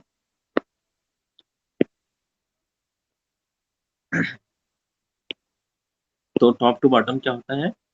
इलेक्ट्रॉन त्यागने की क्षमता क्या होती है? बढ़ती जाती है। लेकिन जब लेफ्ट टू राइट जाते हैं तो ये टेंडेंसी घटती जाती है, क्योंकि देखो सोडियम से गए तो इसको 1 ही इलेक्ट्रॉन त्यागना है, बोलेगा ले जाओ। मैग्नीशियम में गए तो ये बोलेगा 2 इलेक्ट्रॉन त्यागना है, ये बोलेगा यार, तो थोड़ा सा नखरे करेगा फिर दे देगा दोनों इलेक्ट्रॉन। ठीक है। एल्यूमिनियम में 3 है, ये बोलेगा नहीं भाई नहीं भाई, मैं नहीं दे सकता, लेकिन बाद में नहीं नहीं करते भी 3 इलेक्ट्रॉन त्याग देगा। ठीक है। फिर सिलिकॉन है, ये 4 इलेक्ट्रॉन त्याग भी सकता है और 4 इलेक्ट्रॉन ले भी सकता है। फिर फास्फोरस है, फिर सल्फर है और फिर क्लोरीन है। तो अब ये फास्फोरस क्या होता है? 3 इलेक्ट्रॉन लेगा, सल्फर 2 इलेक्ट्रॉन लेगा और क्लोरीन 1 इलेक्ट्रॉन लेगा। तो इस तरीके से जो इलेक्ट्रॉन देने की प्रवृत्ति होती है वो घटती जाती है धातुओं में, इलेक्ट्रॉन देने की प्रवृत्ति घटती जाती है। ठीक है। और क्यों घटती जाती है आप एक बार इसको पढ़ेंगे, ये समझ में आ जाएगा। जो मैंने बताया वही चीजें लिखी हुई हैं यहाँ पे। ठीक। अधातुओं में क्या होता है? अधातुओं में उल्टा होता है। अधातुएं विद्युत ऋणात्मक होती हैं, धातु जैसे क्लोरीन विद्युत ऋणात्मक होती हैं। इनमें क्या होता है? इलेक्ट्रॉन ग्रहण करने की प्रवृत्ति होती है। जो क्लोरीन है इसमें 17 इलेक्ट्रॉन है, इसका ऐसे ही इलेक्ट्रॉनिक विन्यास होगा। 7 है, इसको अष्टक पूरा करना है तो 1 इलेक्ट्रॉन ले लेगा, तो 18 इलेक्ट्रॉन हो जाएंगे, तो क्लोरीन माइनस बना लेगा। तो इनमें इलेक्ट्रॉन लेने की प्रवृत्ति अधातुएं होती है। ठीक है। विद्युत ऋणात्मक। क्रियाकलाप देखो, क्रियाकलाप में क्या होता है? आवर्त में बाएं से दाने जाने पर इलेक्ट्रॉन ग्रहण करने की प्रवृत्ति बढ़ती जाती है, इलेक्ट्रॉन त्यागने की प्रवृत्ति घटती जाती है और ग्रहण करने की बढ़ती जाती है। ऊपर से नीचे जाने पर ग्रहण करने की प्रवृत्ति घटती जाती है, क्योंकि त्यागने की प्रवृत्ति बढ़ती है। इलेक्ट्रॉन त्यागने की प्रवृत्ति है भाई, वो बोलेगा यार पहले से ही परिवार की साइज इतनी बड़ी है, ठीक है, इतने कोष है मेरे पास, और कहाँ रखूंगा, एक काम करो तुम मेरे ही ले लो। ठीक है। मेरे ही 2 3 बच्चे आप ले लो। जैसे इसको आप ऐसे समझ लो कि एक आदमी है जिसमें 3 बच्चे हैं। ठीक है। 3 आवर्त हैं ऐसे। एक आदमी जिसके 10 बच्चे हैं। अब इनमें 10 बच्चे हैं, इनको अगर इलेक्ट्रॉन दो, एक बच्चा और दो, तो ये बोलेगा कि भाई 10 ऑलरेडी है, एक काम करो तुम मेरे से ही ले जाओ उल्टा। ठीक है। ये 3 बच्चा ये कहेगा हाँ हाँ ठीक है मैं रख लेता हूँ, तो 4 बच्चे। तो ये जो परमाणु साइज नीचे जितना बढ़ता जाता है उसमें इलेक्ट्रॉन लेने की क्षमता घटती है, देने की क्षमता और बढ़ती है। ठीक है। ये मुझे लगता है समझ में आ गया होगा। अब विद्युत ऋणात्मकता, जो इलेक्ट्रोनेगेटिविटी होती है, विद्युत ऋणात्मकता, ये क्या होती है? अधातुएं विद्युत ऋणात्मकता की प्रवृत्ति जो के अनुसार ही अधातुएं जो होती हैं वो एक पीरियड यहाँ पे आवर्त सारणी में अधातुएं कहाँ होती हैं, right upper corner, right upper corner इधर स्थित होती है। ठीक है, ये पूरी आवर्त सारणी है, इसमें यहाँ पे धातुएं होंगी और यहाँ पे अधातुएं होंगी। ठीक है,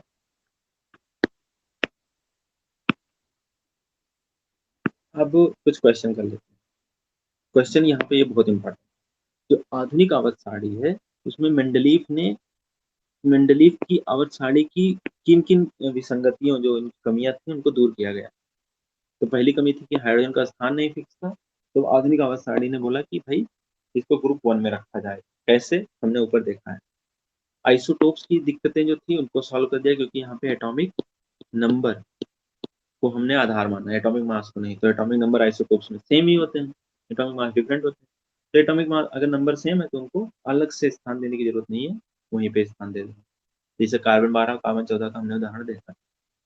थर्ड है जो निकल और कोबाल्ट का जो दिक्कतें आ रही थी वो भी सॉल्व हो गई, क्योंकि कोबाल्ट का जो परमाणु क्रमांक है वो 27 है और निकल का 28 है। तो निकल बाद में आएगा और ये कोबाल्ट पहले आ जाएगा। नेक्स्ट है कि मैग्नीशियम की तरह रासायनिक अभिक्रिया करने वाले दो और तत्वों का नाम बताइए। तो है बेरिलियम और कैल्शियम। क्यों ऐसा क्यों होता है, क्योंकि सेम वैलेंस इलेक्ट्रॉन है, इसलिए इनको सेम अक्रियाशीलता होती है। वैलेंस इलेक्ट्रॉन मतलब बाहरी कक्षाओं में इलेक्ट्रॉनों की संख्या। नेक्स्ट है कि कोई तीन तत्वों के जिनके बाहरी कोश में इलेक्ट्रॉनों की संख्या उपस्थित, कोई तीन तत्व जिनके बाहरी सबसे बाहरी कोश में एक इलेक्ट्रॉन उपस्थित हो, तो हलीना। ठीक है, हाइड्रोजन, लिथियम, सोडियम। ठीक है, ये चीज। अब दो तत्वों जिनके बाहरी कोश में दो इलेक्ट्रॉन उपस्थित, तो ये beryllium, magnesium, calcium. Beryllium, magnesium, calcium, तीन तत्वों। तो ये जो कोश पूर्ण हो, बाहरी कोश पूर्ण हो, तो ये नियॉन, जितने भी अक्रिय गैसें हैं, नियॉन, हीलियम, आर्गन। ठीक है, अगला क्वेश्चन, लिथियम, सोडियम, पोटेशियम, ये सभी धातुएं जल से अभिक्रिया करके कौन सी गैस मुक्त करती हैं, तो हाइड्रोजन गैस मुक्त करती हैं। ठीक है, इन तत्वों में कोई समानता है, तो समानता है कि एक ही इलेक्ट्रॉन, तो बाहरी कक्षा में एक ही इलेक्ट्रॉन होता है। ठीक है, आउटर शेल एक ही इलेक्ट्रॉन होता है बाहरी कक्षा में। लिथियम, सोडियम, पोटेशियम, सब में एक ही इलेक्ट्रॉन।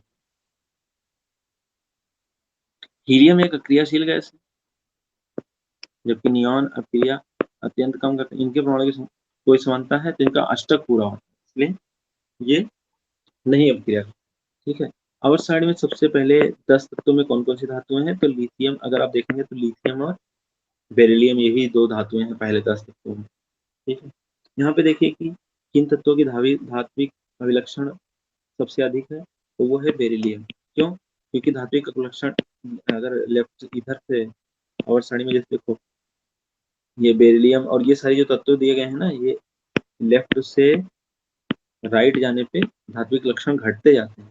धातु मैंने अभी बताया ना, धात्विक अभिलक्षण क्या होते हैं, तो लेफ्ट से राइट जाने पे घटते जाते हैं। तो सबसे इधर आ जाइए लेफ्ट वाले में, तो बेरिलियम मिल जाएगा, और ये सबसे ज्यादा धात्विक। ये चैप्टर खत्म हो चुका है, देखते हैं हमने क्या क्या सीखा। तत्वों के उनके गुणधर्म के समानता, जो गुणधर्म प्रॉपर्टीज है, उनके आधार पर उनका क्लासिफिकेशन किया। डाबराइन ने त्रिक का नियम दिया था, न्यूटन ने अष्टक का नियम दिया। मेंडलीव ने बोला कि परमाणु द्रव्यमान के आधार पर हम विभाजन करेंगे, और इसमें मेंडलीव ने कुछ खाली स्थानों को छोड़ दिया था, जिनके आधार पे अगले नए तत्व का अनुमान लगाना मतलब फायदेमंद रहा, नए तत्व की खोज हो सकी जिनकी वजह से। इसमें कुछ दिक्कतें थी जिनको दूर किया गया परमाणु क्रमांक के आधार पे व्यवस्थित करके। वो किसने किया, मोजले ने। नई जो आवर्त सारणी, आधुनिक आवर्त सारणी, उसमें 18 समूह है और 7 है पावर, क्षैतिज और वर्टिकल पंक्तियां। ठीक है, और इस पे देखा कि परमाणु साइज, संयोजकता, ठीक है, संयोजन की क्षमता, धात्विक और रासायनिक गुण जो होते हैं वो उनकी आवर्तता पे डिपेंड करते हैं। मतलब जो धात्विक गुण होते हैं, जैसे यहाँ से घटते जाते हैं, घटते जाते हैं, घटते जाते हैं, फिर यहाँ से ज्यादा होते हैं, फिर घटते जाते हैं, घटते जाते हैं। तो इधर घटते हैं, इधर बढ़ते हैं धात्विक अभिलक्षण। ठीक है, तो इस तरह से हमने लेफ्ट राइट और टॉप टू बॉटम हमने बहुत सारी प्रॉपर्टीज का अध्ययन किया था। तो ये चैप्टर यहाँ पे खत्म हो चुका है, ठीक है। इसमें आप क्वेश्चन खुद से करना, और मैं इसमें एक क्लास लेके सारे क्वेश्चन करवाऊंगा बाद में, लेकिन अभी आप खुद से अटेंड करना। अब मैं आपको एक क्लास तो खत्म हो चुकी है, लेकिन अब मैं आपको एक इम्पॉर्टेंट चीज़ बताता हूँ। बहुत सारे लोग के दिमाग में होगा अवध साड़ी याद कैसे करें, ठीक है, याद करना है मुझे। मैं बोलूँगा कि आपको ज़रूरत नहीं है याद करने, पूरी अवध साड़ी ज़रूरत नहीं, जितनी ज़रूरत है उतनी बता देता हूँ। ग्रुप 2 का एलिमेंट याद करने का तरीका है ये, बेमक केसर बारह इसको बोलते हैं, बेमक केसर बारह। ये याद करो, ग्रुप 2 का याद हो गया, बेमक केसर बारह, बेमक केसर बारह, ठीक है। ग्रुप 2 याद हो गया। पहला याद करना है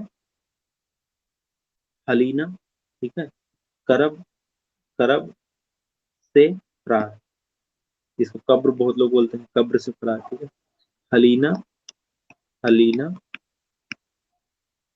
हलीना एक लड़की थी, छोटी सी बच्ची, ये इसकी बेचारी की डेथ हो गई, लेकिन ये एक दिन क्या हुआ, ये जिस कब्र में इसको दफनाया गया था उससे ही फरार हो गई, ठीक है। कब्र, कब्र से फरार, ये याद हो गया ग्रुप 1।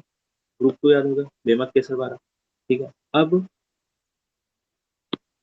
ग्रुप 3 याद कर लीजिए, इसको बोलते हैं बलगा इंतल, बलगा इंतल, बलगा इंतल, ठीक है। बस इतना याद करने की जरूरत, ठीक है। इसको हेनी आर कर, हेनी आर कर, इतना याद रखना, हेनी आर कर, ये याद रखना है, ठीक है। और इसके अलावा इसमें आपको कुछ नहीं याद। ये एक चीज और याद रखनी है, ये आपको पता चल गया ना, ग्रुप 1 आपने याद कर लिया, ग्रुप 2 याद कर लिया, बेमक केसर बारह, बलगा इंटर, ग्रुप 3 याद कर लिया, और नियॉन ये जो अक्रिया गैसें, इनर्ट गैसें, इसमें 4 याद कर लिया पहले, हेनी आर कर, ठीक है। इस ये सब याद हो गया हो तो मैं आपको एक चीज और बताता हूँ जो याद रखना है। अब इसको ऐसे याद रखना है, इस तरीके से भी याद रखना है, ऐसे चलते जाइए परमाणु क्रमांक 1 से, मतलब परमाणु क्रमांक के आधार पर अगर पूछ गया 1 2 3 4 5, इस तरह से याद रखना है, ऐसे चलते जाइए, ऐसे ऐसे, फिर यहाँ पे, फिर यहाँ पे। तो जितना याद हो पाए मैक्सिमम ये याद कर लीजिए, बहुत ज़्यादा याद करने की जरूरत नहीं है। 36 तक आपका पूछा जाता है क्वेश्चन, यहाँ तक क्रिप्टॉन तक, इतना अगर याद कर सकते हैं तो कर लीजिए, बहुत अच्छी बात है। अब इसको याद कैसे करेंगे, इसको याद करने के लिए है कि हही, हही, लीबेब, लीबेब, ठीक है, हही, लीबेब, कुनोफनी, कुनोफनी, हही, लीबेब, कुनोफनी, आपको 10 याद हो गए, हही, लीबेब, कुनोफनी, 10 याद हो गए, ठीक। फिर क्या है, नामक, अलसी, पस्कल, नामक, अलसी, पस्कल, नामक, अलसी, पस्कल, 17 याद हो गए। फिर ऑर्गन,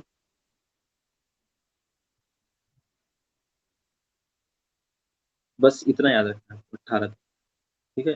हही, लीवर, कोनोपी, नामक, अलसी, पस्कल, ऑर्गन, हही, लीवर, कोनोपी, नामक, अलसी, पस्कल, ऑर्गन, ये आपको 18 तक याद रखने हैं, ठीक है। और ग्रुप 1 याद रखना है, यानी हलीना, तरफ से थोड़ा, बेमक के सरवारा याद रखना है, और आपको बलगा इंतल याद रखना है, इसके साथ ही हेनी आर्कर याद रखना है।